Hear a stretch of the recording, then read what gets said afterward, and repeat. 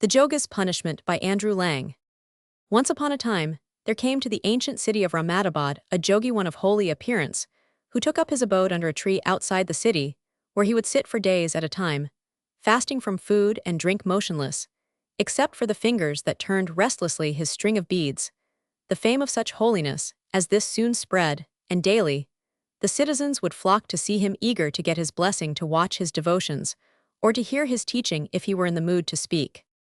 Very soon the Raja himself heard of the Jogi, and began regularly to visit him to seek his counsel, and to ask his prayers that a son might be vouchsafed to him. Days passed by, and at last the Raja became so possessed with the thought of the holy man that he determined, if possible, to get him all to himself. So he built in the neighborhood a little shrine with a room or two added to it, and a small courtyard closely walled up, and when all was ready besought the Jogi to occupy it, and to receive no other visitors except himself, and his queen and such pupils as the Jogi might choose who would hand down his teaching.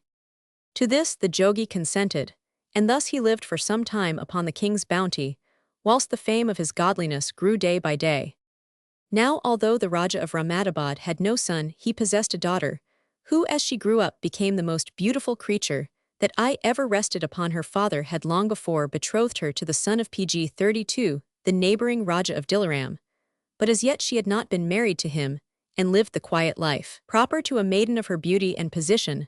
The princess had of course heard of the holy man, and of his miracles and his fastings, and she was filled with curiosity to see and to speak to him, but this was difficult since she was not allowed to go out except into the palace grounds, and then was always closely guarded. However, at length, she found an opportunity, and made her way one evening alone to the hermit's shrine. Unhappily, the hermit was not really as holy as he seemed, for no sooner did he see the princess than he fell in love with her wonderful beauty, and began to plot in his heart how he could win her for his wife. But the maiden was not only beautiful, she was also shrewd, and as soon as she read in the glance of the Jogi the love that filled his soul, she sprang to her feet, and gathering her veil about her, ran from the place as fast as she could. The Jogi tried to follow, but he was no match for her. So beside himself with rage at finding that he could not overtake her, he flung at her a lance, which wounded her in the leg. The brave princess stooped for a second to pluck the lance out of the wound, and then ran on until she found herself safe at home again. There she bathed and bound up the wound secretly, and told no one how naughty she had been, for she knew that her father would punish her severely. Next day when the king went to visit the Jogi, the holy man would neither speak to nor look at him. "What is the matter?" asked the king. "Want you speak to me today?" "I have nothing to say that you would care to hear," answered the Jogi. "Why," said the king, "surely you know that I value all that you say, whatever it may be." But still the Jogi sat with his face turned away, and Pg35 the more the king pressed him, the more silent and mysterious he became. At last, after much persuasion, he said, "Let me tell you then, that there is in this city a creature which, if you do not put an end to it, will kill every single person in the place." The king, who was easily frightened, grew pale. "What," he gasped, "what is this dreadful thing? How am I to know it? And to catch it only counsel me, and help me, and I will do all that you advise." "Ah," replied the Jogi, "it is indeed dreadful. It is in the shape of a beautiful girl, but it is really an evil spirit. Last evening it came to visit me, and when I looked upon it, its beauty faded into hideousness. Its teeth became horrible fangs, its eyes glared like coals of fire, great claws sprang from its slender fingers, and were I not what I am, it might have consumed me." The king could hardly speak from alarm, but at last he said, "How am I to distinguish this awful thing when I see it?" "Search," said the Jogi, "for a lovely girl with a lance wound in her leg, and when she is found, secure her safely and come, and tell me, and I will advise you what to do next." Away hurried the king, and soon set all his soldiers scouring the country for a girl with a lance wound in her leg. For 2 days the search went on, and then it was somehow discovered that the only person with a lance wound in the leg was the princess herself. The king, greatly agitated, went off to tell the Jogi, and to assure him that there must be some mistake. But of course the Jogi was prepared for this, and had his answer ready.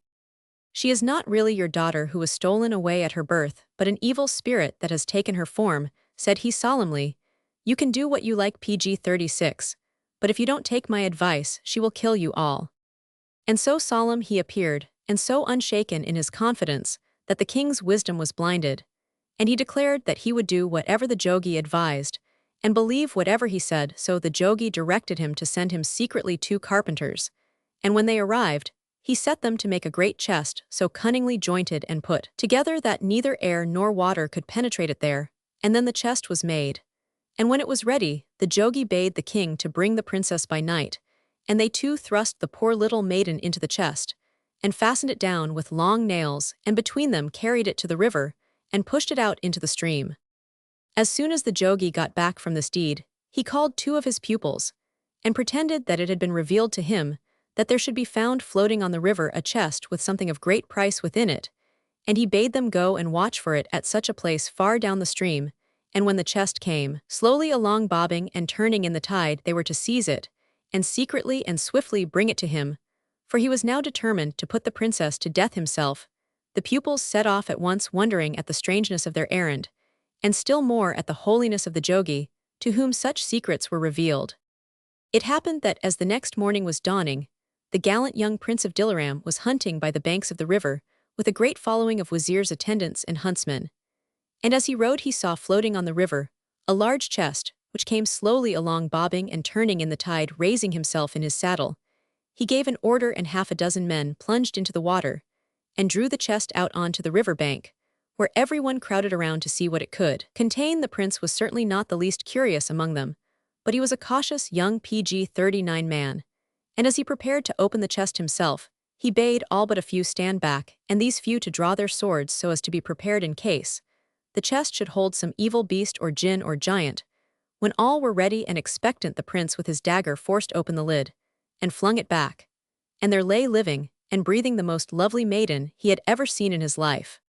Although she was half stifled from her confinement in the chest, the princess speedily revived, and when she was able to sit up, the prince began to question her as to who she was, and how she came to be shut up in the chest, and set afloat upon the water, and she, blushing and trembling to find herself in the presence of so many strangers, told him that she was the princess of Rahmatabad, and that she had been put into the chest by her own father, when he on his part told her that he was the Prince of Dilaram.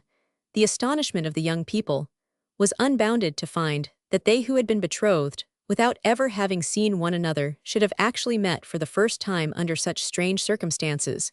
In fact, the prince was so moved by her beauty and modest ways that he called up his wazirs, and demanded to be married at once to this lovely lady, who had so completely won his heart.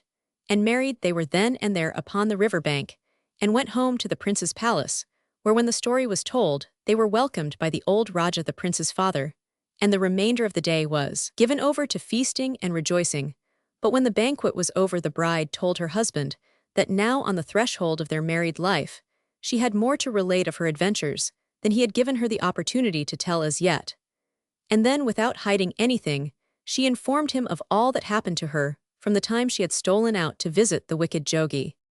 PG-40 in the morning, the prince called his chief wazir and ordered him to shut up in the chest in which the princess had been found a great monkey that lived chained up in the palace, and to take the chest back to the river, and set it afloat once more, and watch what became of it. So the monkey was caught and put into the chest, and some of the prince's servants took it down to the river, and pushed it off into the water. Then they followed secretly a long way off to see what became of it. Meanwhile the Jogi's 2 pupils watched and watched for the chest, until they were nearly tired of watching PG-41, and were beginning to wonder whether the Jogi was right after all, when on the second day, they spied the great chest coming floating on the river, slowly bobbing and turning on the tide, and instantly a great joy and exultation seized them, for they thought that here indeed was further proof of the wonderful wisdom of their master. With some difficulty they secured the chest, and carried it back, as swiftly and secretly as possible, to the Jogi's house. As soon as they brought in the chest, the Jogi, who had been getting very cross and impatient, told them to put it down, and to go outside whilst he opened the magic chest.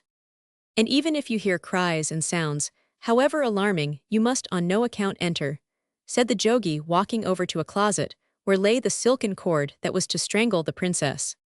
And the 2 pupils did as they were told, and went outside and shut close all the doors. Presently, they heard a great outcry within, and the Jogi's voice crying aloud for help.